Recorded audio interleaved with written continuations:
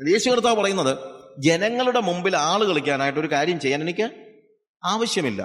He says that I have decided in which way I will accomplish the task that God has given me. ദൈവം എനിക്ക് നൽകിയിരിക്കുന്ന, എൻ്റെ പിതാവ് എനിക്ക് നൽകിയിരിക്കുന്നതായ ആ ദൗത്യം ഞാൻ എങ്ങനെ നിർവഹിക്കും എന്നുള്ളത് ഞാൻ തീരുമാനമെടുത്തു കഴിഞ്ഞു. That is a way of the cross. മരണത്തിൻ്റെ എന്നെ തന്നെ ഭക്ഷിക്കാൻ ഏൽപ്പിച്ചുകൊണ്ട്, അല്ലാതെ വിശക്കുന്നവന് ആഹാരം കൊടുത്തുകൊണ്ടല്ല, വിശക്കുന്നവന് ഭക്ഷണ കല്ലിൽ നിന്ന് അപ്പം ഉണ്ടാക്കി കൊടുത്തുകൊണ്ടല്ല, പ്രത്യുത മരിച്ച് ക്രൂശിന്റെ മാർഗത്തിലൂടെയാണ് അവന്റെ രാജ്യത്വം സ്ഥാപിക്കുന്നത്, അല്ലെങ്കിൽ വിമോചനം സാധ്യമാക്കി തീർക്കുന്നത് എന്ന് അവൻ തീരുമാനമെടുക്കുകയാണ്. അടുത്ത കാര്യത്തിലും അത് തന്നെയാണ് വാസ്തവത്തിൽ സംഭവിക്കുന്നത്. പിശാചോനോട് പറയുന്നത്, എല്ലാം കാണിച്ചിട്ട് പറയാണ്, everything is given unto me, എനിക്ക് എല്ലാം തന്നിരിക്കുകയാണ്. നീ ഏതാണെങ്കിലും വന്നത് ഈ ഭൂമിയെ വീണ്ടെടുക്കാൻ വേണ്ടിയല്ലേ, സോ അത് ഞാൻ നിനക്ക് തന്നേക്കാം. നീ അതിനുവേണ്ടി വെറുതെ ക്രൂശിക്കപ്പെടേണ്ട കാര്യമൊന്നും ഇല്ല. നീ ക്രൂശിക്കപ്പെടാതെ തന്നെ നീ എടുത്തോ. പിന്നെ ആ മൂലയ്ക്ക് ഞാനൂടെ ഒന്ന് ഇരിക്കുമെന്നുള്ളതേ ഉള്ളൂ, എൻ്റെ സിംഹാസനം കൂടെ ഞാനൊന്ന് വെച്ചേക്കുമെന്നുള്ളതേ ഉള്ളൂ. പക്ഷെ കർത്താവ് പറഞ്ഞു, there is no question of compromise. There is no question of compromise. ദൈവം ഭരമേൽപ്പിച്ചിരിക്കുന്നതായ ദൗത്യം നിർവഹിക്കാൻ ദൈവത്തിന്റെ മാർഗമല്ലാതെ പിശാചിന്റെ മാർഗം കൂട്ടുപിടിക്കുന്നത് അത് മാർഗം എപ്പോഴും എന്തായിരിക്കണം? സംശുദ്ധമായിരിക്കണം. മാർഗം എപ്പോഴും എന്തായിരിക്കണം? സംശുദ്ധമായിരിക്കണം. ഒരാളിങ്ങനെ എന്നോട് പറഞ്ഞു, എടാ നമുക്കിപ്പോൾ സുവിശേഷ വേലയാണെങ്കിൽ പൈസ വേണ്ട, സുവിശേഷ വേലയ്ക്ക് വേണ്ടി സാത്താൻ പൈസ തന്നാലും ഞാൻ വാങ്ങിക്കുമെന്ന്. സുവിശേഷ വേലയ്ക്ക് വേണ്ടി സാത്താൻ പൈസ തരത്തില്ല, അത് വേറെ കാര്യം. പക്ഷേ സാത്താൻ്റെ പൈസ വാങ്ങിച്ചു കഴിഞ്ഞാൽ പിന്നെ നിങ്ങൾ ഒട്ട് സുവിശേഷ വേല ചെയ്യത്തുമില്ല. സുവിശേഷ വേലയ്ക്ക് സാത്താൻ്റെ പൈസ തന്നാലും വാങ്ങിക്കുമെന്ന് പറയുന്നത് എന്തോ ഒരു തോന്നിയവാസമാണ് പറയുന്നത്. പക്ഷെ കർത്താവ് എന്ന് പറയുന്നത്, it is written that you shall worship your God Lord and him alone. എന്താണ് എഴുതിയിരിക്കുന്നത്? നിന്റെ ദൈവമായ കർത്താവിനെ നമസ്കരിക്കണം, അവനെ മാത്രമേ നമസ്കരിക്കാവൂ എന്ന് എഴുതിയിരിക്കുന്നുവല്ലോ.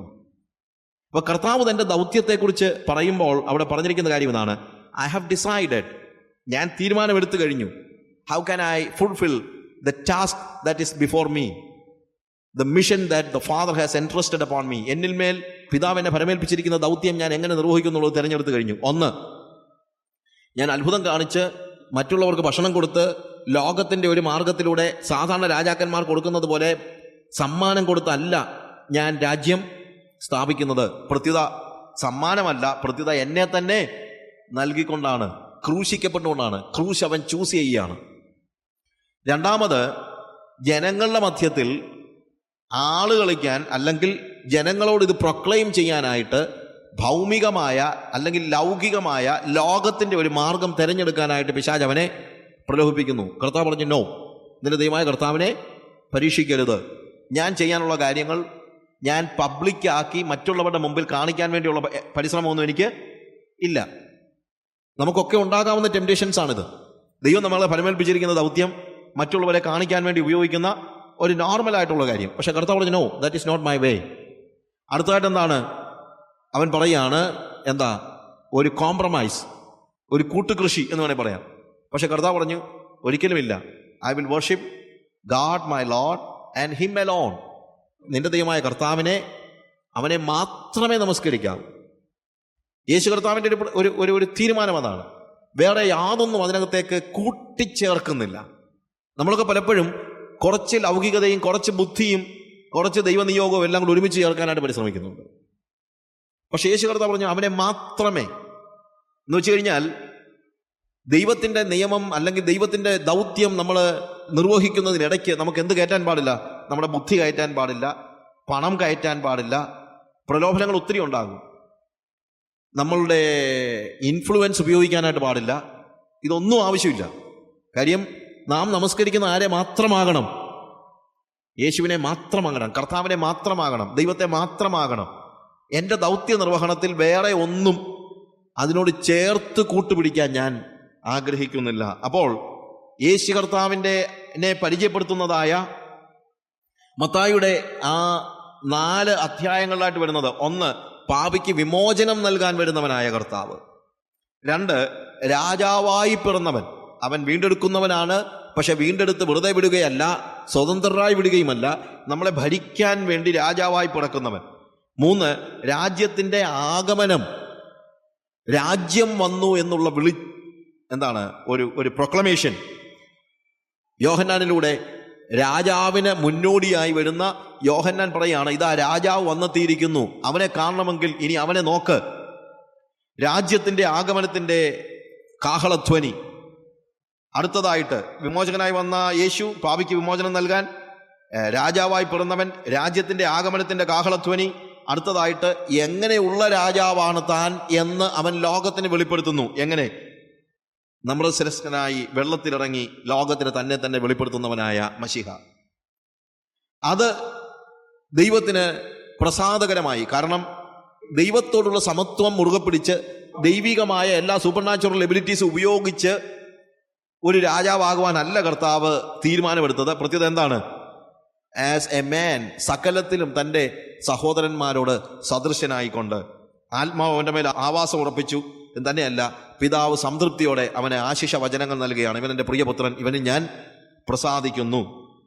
തൻ്റെ രാജ്യരൂപീകരണത്തിന്, അഥവാ എങ്ങനെയുള്ള രാജ്യമാണ് താൻ ചെയ്യാൻ ഉദ്ദേശിക്കുന്നത് അല്ലെങ്കിൽ വ്യാപിപ്പിക്കുവാൻ ഉദ്ദേശിക്കുന്നത്, അതിൻ്റെ മാർഗം എന്തായിരിക്കണം, തൻ്റെ ദൗത്യത്തിൻ്റെ നിറവേറ്റലിൻ്റെ മാർഗം എന്തായിരിക്കണമെന്ന് യേശു തീരുമാനമെടുക്കുന്നു. അതാണ് നമ്മൾ യേശുവിൻ്റെ പ്രലോഭനങ്ങളുടെ ചരിത്രത്തിലൂടെ കാണുന്നത്. ഇനി അടുത്തതായിട്ട് കാണുന്നതെന്ന് ചോദിച്ചു കഴിഞ്ഞാൽ, അവൻ രാജ്യം സ്ഥാപിക്കാൻ പോകുകയാണെങ്കിൽ അവന് ചില കൂട്ടുപ്രവർത്തകരെ വേണം. He cannot do it by himself. Of course he can, but that is not a godly way. He was ready to accept many people to be with him. അവനോട് കൂടെ കൂടുതൽ ആളുകളെ സ്വീകരിക്കാൻ അവൻ തയ്യാറായിരുന്നു. നമ്മൾ മത്തായിയുടെ സുവിശേഷം 4-ാം അധ്യായത്തിന്റെ 18 മുതലുള്ള വാക്യങ്ങൾ വായിക്കുമ്പോൾ അവൻ്റെ രാജ്യത്തിൻ്റെ പ്രവർത്തനം വ്യാപിപ്പിക്കുന്നതിന് കൂട്ടാളികളെ തിരക്കുകയാണ്. 4-ാം അധ്യായത്തിന്റെ 18 മുതലുള്ള വാക്യങ്ങൾ, അവൻ ഗലീല കടൽപ്പുറത്ത് നടക്കുമ്പോൾ പത്രോസ് എന്നു പേരുള്ള ശിമോൻ, അവൻ്റെ സഹോദരനായ അന്ത്രയാസ് എന്നിങ്ങനെ മീൻപിടിക്കാരായ 2 സഹോദരന്മാർ കടലിൽ വല വീശുന്നത് കണ്ടു. എൻ്റെ പിന്നാലെ വരുവീൻ, ഞാൻ നിങ്ങളെ മനുഷ്യരെ പിടിക്കുന്നവരാക്കും എന്ന് അവരോട് പറഞ്ഞു. അവർ ഉടനെ വല വിട്ടേച്ച് അവനെ അനുഗമിച്ചു. അവിടെ നിന്ന് മുമ്പോട്ട് പോയാറെ സെബദിയുടെ മകൻ യാക്കോബും അവൻ്റെ സഹോദരൻ യോഹന്നാനും എന്ന വേറെ 2 സഹോദരന്മാർ പടകിലിരുന്ന് അപ്പനായ സെബദിയുമായി വല നന്നാക്കുന്നത് കണ്ടു. അവരെയും വിളിച്ചു. അവരും ഉടനെ പടകിനെയും അപ്പനെയും വിട്ട് അവനെ അനുഗമിച്ചു. നോക്ക്, അവൻ രാജാവാണെങ്കിൽ ആ രാജ്യത്തിൻ്റെ പ്രവർത്തന മുന്നേറ്റത്തിന് വേണ്ടി അവൻ എന്ത് ചെയ്യുകയാണ്? കൂട്ടാളികളെ ചേർക്കുകയാണ്. അങ്ങനെ കൂട്ടാളികളെ ചേർത്ത് ഈ ഭാഗം നമ്മൾ മറ്റ് ഭാഗങ്ങളിലൊക്കെ മർക്കോസിന്റെ സുവിശേഷത്തിലും എല്ലാം നമ്മളത് കാണുന്നുണ്ട്. മർക്കോസിന്റെ സുവിശേഷം 2-ാം അധ്യായത്തിന്റെ 13 മുതലുള്ള വാക്യങ്ങൾ. അവൻ പിന്നെയും കടൽക്കര ചെന്നു. പുരുഷാരമൊക്കെ അവൻ്റെ അടുക്കൽ വന്നു. അവൻ അവരെ ഉപദേശിച്ചു. പിന്നെ അവൻ കടന്നു പോകുമ്പോൾ അൽഫായിയുടെ മകനായ ലേവി ചുങ്കസ്ഥലത്തിരിക്കുന്നത് കണ്ടു. എന്നെ അനുഗമിക്കുക എന്ന് പറഞ്ഞു. അവൻ എഴുന്നേറ്റ് അവനെ അനുഗമിച്ചു. അവൻ വീട്ടിൽ പന്തിയിലിരിക്കുമ്പോൾ ചുങ്കക്കാരും പാപികളും അവൻ്റെ ശിഷ്യന്മാരോടും കൂടെ പന്തിയിൽ ഇരുന്നു. ഇപ്പൊ നോക്കുക, അവനെ അനുഗമിച്ചവർ അനേകർ ആയിരുന്നു. നോക്കുക, he was inviting people to be with him. Inviting. അവനോട് ചേർന്ന് വരുവാനായിട്ട്, അല്ലെങ്കിൽ അവൻ്റെ രാജ്യത്തിൻ്റെ വ്യാപ്തിക്ക് വേണ്ടി അവൻ എന്ത് ചെയ്യുന്നു? ആളുകളെ തെരഞ്ഞെടുക്കുകയാണ്. ലൂക്കോസിന്റെ സുവിശേഷം 6-ാം അധ്യായത്തിൽ നമ്മൾ വായിക്കുമ്പോൾ അവിടെ ഈ ശിഷ്യന്മാരെ അല്ലെങ്കിൽ തന്നോടുകൂടെ ഇരിക്കാനായിട്ട് ആളുകളെ തെരഞ്ഞെടുത്തതിന് ശേഷമാണ്, അതിനോട് അനുബന്ധമായിട്ടാണ് വാസ്തവത്തിൽ നമ്മൾ ഈ സെർമൺ ഓൺ ദ മൗണ്ട് നമ്മൾ കാണുന്നത്. 6-ാം അധ്യായത്തിൻ്റെ 12 മുതലുള്ള വാക്യങ്ങൾ വായിക്കുമ്പോൾ, ആ കാലത്ത് അവൻ പ്രാർത്ഥിക്കേണ്ടതിന് ഒരു മലയിൽ ചെന്ന് ദൈവത്തോട് പ്രാർത്ഥനയിൽ രാത്രി കഴിച്ചു. നേരം വെളുത്തപ്പോൾ അവൻ ശിഷ്യന്മാരെ അടുക്കെ വിളിച്ചു. അവരിൽ 12 പേരെ തെരഞ്ഞെടുത്തു. അവർക്ക് അപ്പോസ്തലന്മാർ എന്ന് പേർ വിളിച്ചു. അവർ ആരെന്നാൽ, പത്രോസ് എന്ന് അവൻ പേർ വിളിച്ച ശിമോൻ, അവൻ്റെ സഹോദരനായ അന്ത്രയാസ്, യാക്കോബ്, യോഹന്നാൻ, ഫിലിപ്പോസ്, ബർത്തലമായി, മത്തായി, തോമസ്, അൽഫായുടെ മകൻ യാക്കോബ്, എരിവുകാരനായ ശിമോൻ, യാക്കോബിന്റെ സഹോദരനായ യൂദ, ദ്രോഹിയായി തീർന്ന ഇസ്കറിയാത്ത് യൂദ എന്നിവർ തന്നെ. അവൻ അവരോടുകൂടെ ഇറങ്ങി സമഭൂമിയിൽ നിന്നു. അവൻ്റെ ശിഷ്യന്മാരുടെ കൂട്ടവും യഹൂദിയയിൽ എല്ലായിടത്തു നിന്നും യെരുശലേമിൽ നിന്നും സോർ, സീദോൻ എന്ന സമുദ്രതീരങ്ങളിൽ നിന്നും അവൻ്റെ വചനം കേൾപ്പാനും രോഗശാന്തി കിട്ടുവാനും വന്ന ബഹുപുരുഷന്മാരും ഉണ്ടായിരുന്നു. അശുദ്ധാത്മാക്കൾ ബാധിച്ചവരും ഉണ്ടായിരുന്നു. അശുദ്ധാത്മാക്കൾ ബാധിച്ചവരും സൗഖ്യം പ്രാപിച്ചു. ശക്തി അവനിൽ നിന്ന് പുറപ്പെട്ട എല്ലാവരെയും സൗഖ്യമാക്കൊണ്ട് പുരുഷാരമൊക്കെയും അവനെ തൊടുവാൻ ശ്രമിച്ചു. അനന്തരം അവൻ ശിഷ്യന്മാരെ നോക്കി പറഞ്ഞത്, ദരിദ്രരായ നിങ്ങൾ ഭാഗ്യവാന്മാർ, ദൈവരാജ്യം നിങ്ങൾക്കുള്ളത്. നോക്ക്, യേശു കർത്താവ് 12 ശിഷ്യന്മാരെ തെരഞ്ഞെടുത്ത് അനന്തരം അവൻ ശിഷ്യന്മാരെ നോക്കി പറഞ്ഞത്. ബഹുപുരുഷാരം അവൻ്റെ അടുത്ത് എന്തിനു വേണ്ടി വന്നു? രോഗസൗഖ്യം കിട്ടാനായിട്ടൊക്കെ വന്നു. അവർക്കൊക്കെ അവൻ രോഗസൗഖ്യം കൊടുത്തു, അതൊക്കെ ചെയ്തു. അവൻ്റെ മനസ്സിൽ അവൻ കാര്യങ്ങളൊക്കെ ചെയ്തു. പക്ഷെ ഗിരിപ്രഭാഷണം എന്ന് മത്തായിയുടെ പുസ്തകത്തിൽ വായിക്കുന്നത് ഇവിടെ എന്താണ്? സമഭൂമിയിൽ വെച്ച് അവൻ പറയുന്ന ഭാഗമാണ്. ആ ഗിരിപ്രഭാഷണം തുടങ്ങുമ്പോൾ അവൻ പുരുഷാരത്തെ മൊത്തമായിട്ട് അഭിസംബോധന ചെയ്യുന്നതിന് പകരം ഇപ്പോൾ ആരെ നോക്കുകയാണ്? അനന്തരം അവൻ ശിഷ്യന്മാരെ നോക്കി പറഞ്ഞത്, ദരിദ്രരായ നിങ്ങൾ ഭാഗ്യവാന്മാർ, ദൈവരാജ്യം അവർക്കുള്ളത്. അപ്പോൾ ഈ സെർമൺ ഓൺ ദ മൗണ്ട് അല്ലെങ്കിൽ ഗിരിപ്രഭാഷണം എന്ന് പറയുന്നത് അടിസ്ഥാനപരമായി ആർക്കുള്ള സന്ദേശമാണ്? ശിഷ്യന്മാർക്കുള്ള സന്ദേശമാണ്. ഇത് നമ്മൾ മനസ്സിലാക്കണം. It is A message for the disciples. അല്ലെങ്കിൽ യേശുവിൻ്റെ രാജ്യത്തിലേക്ക് പ്രവേശിക്കുവാനുള്ളവർക്കുള്ള ഒരു എലിജിബിലിറ്റി കോഴ്സ്, എലിജിബിലിറ്റി ഒന്നുമല്ല, അല്ലെങ്കിൽ എന്താണ് അതിന് അങ്ങനെ വരാൻ ഉദ്ദേശിക്കുന്നവർക്ക് വേണ്ടി ഇങ്ങനെയൊക്കെ ചെയ്താൽ നിങ്ങൾ ശിഷ്യന്മാരാകുമെന്നല്ല, അതല്ല പറയുന്നത്. It is primarily A message for the disciples. യേശുവിൻ്റെ ശിഷ്യന്മാർക്ക് വേണ്ടിയുള്ള ഒരു സന്ദേശമാണ്. അതുകൊണ്ടാണ് ഞാൻ ഈ ഭാഗത്തൂടെ വായിച്ചത്. എന്ത്? അവൻ ശിഷ്യന്മാരെ തെരഞ്ഞെടുത്തു. പ്രാർത്ഥനയോടുകൂടെ അവൻ 12 ശിഷ്യന്മാരെ തെരഞ്ഞെടുത്തു. പിറ്റേ ദിവസം അവൻ ശുശ്രൂഷയിലെല്ലാം ഇൻവോൾവ് ചെയ്യുന്നുണ്ടെങ്കിലും ശിഷ്യന്മാരെ നോക്കിയാണ് അവൻ ഈ കാര്യങ്ങൾ പറയുന്നത്. ബാക്കിയുള്ളവർ ഒരു പക്ഷേ ഓവർ ഹിയർ ചെയ്ത് കാണും. പക്ഷെ basically this message is for the disciples. നമ്മൾ ഗിരിപ്രഭാഷണത്തെക്കുറിച്ച് പഠിക്കുമ്പോൾ മനസ്സിലാക്കേണ്ടതായ അടിസ്ഥാന ഘടകങ്ങൾ ഇതാണ്. ഒന്ന്, യേശുവിനെ അറിഞ്ഞിട്ട് മാത്രമേ യേശുവിൻ്റെ ഉപദേശങ്ങളെ അറിയാൻ കഴിയത്തുള്ളൂ. യേശു ആരാണ് എന്നുള്ളത് നമ്മൾ അറിയണം.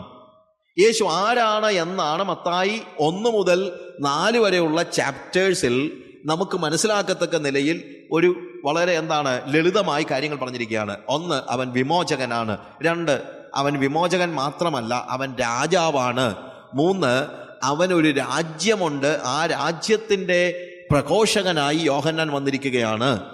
4, ഈ രാജ്യത്തിൽ വരുന്ന രാജാവ് എങ്ങനെയുള്ള രാജാവാണെന്ന് അവൻ തൻ്റെ സ്നാനത്തിലൂടെ കാണിച്ചു കൊടുത്തു. നമ്രശിരസ്കനായി ഇറങ്ങി വരുന്ന ദൈവത്തിൻ്റെ എല്ലാ ഉന്നതമായ അവസ്ഥയോടുകൂടെ അല്ല, പ്രത്യുത ഹി വാസ് കമ്മിങ് ഡൗൺ.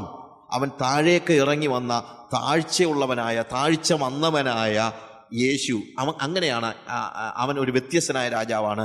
അടുത്തത്, അവൻ്റെ ടെംപ്റ്റേഷൻസിലൂടെ അവൻ എങ്ങനെയാണ് തൻ്റെ രാജ്യം സ്ഥാപിക്കുന്നത്, അഥവാ പിതാവ് അവനെ ഫലമേൽപ്പിച്ചിരിക്കുന്നതായ ദൗത്യം എങ്ങനെ നിർവഹിക്കണമെന്നുള്ള തീരുമാനം അവൻ എടുക്കുകയാണ്. പിശാച് അവനോട് പറഞ്ഞു, അപ്പം കൊടുത്ത് നീ രാജ്യം സ്ഥാപിക്കാൻ. കർത്താവ് പറഞ്ഞു, അപ്പം കൊടുത്തിട്ടല്ല ഞാൻ രാജ്യം സ്ഥാപിക്കുന്നത്, ഞാൻ എന്നെ തന്നെ കൊടുത്തുകൊണ്ടാണ് രാജ്യം സ്ഥാപിക്കുന്നത്. പിശാച് അവനോട് പറഞ്ഞു, നീ ചെയ്യാൻ പോകുന്ന കാര്യങ്ങളൊക്കെ നാട്ടുകാരെ കാണിക്കാനായിട്ട് നീ ദേവാലയത്തിൻ്റെ അഗ്രത്തിൽ താഴോട്ട് ചാട്. പക്ഷെ കർത്താവ് പറഞ്ഞു, അങ്ങനെ മറ്റുള്ളവരുടെ മുമ്പാകെ വെളിപ്പെടുത്തേണ്ടതിന് വേണ്ടി പരസ്യപ്പെടുത്താനുള്ള ഒരു പദ്ധതികളും ഒരു ഗിമ്മിക്സും ഞാൻ എന്ത് ചെയ്യുന്നില്ല, ഉപയോഗിക്കുകയില്ല.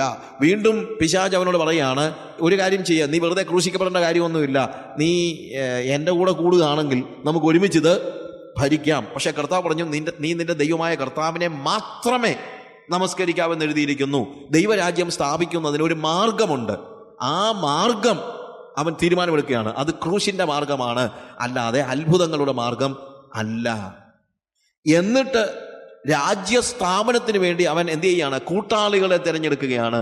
ആ കൂട്ടാളികളായ അവൻ്റെ ശിഷ്യന്മാർക്ക്, 12 പേർക്ക് മാത്രമല്ല, ദൈവരാജ്യ സ്ഥാപനത്തിന് വേണ്ടി കൂട്ടാളികളാക്കിയിരിക്കുന്ന ഇന്ന് ഇവിടെ ഇരിക്കുന്ന നമുക്കുൾപ്പെടെയുള്ള എല്ലാവർക്കും ബാധകമായതാണ്, അവർക്ക് വേണ്ടിയുള്ളതാണ് ഗിരിപ്രഭാഷണം.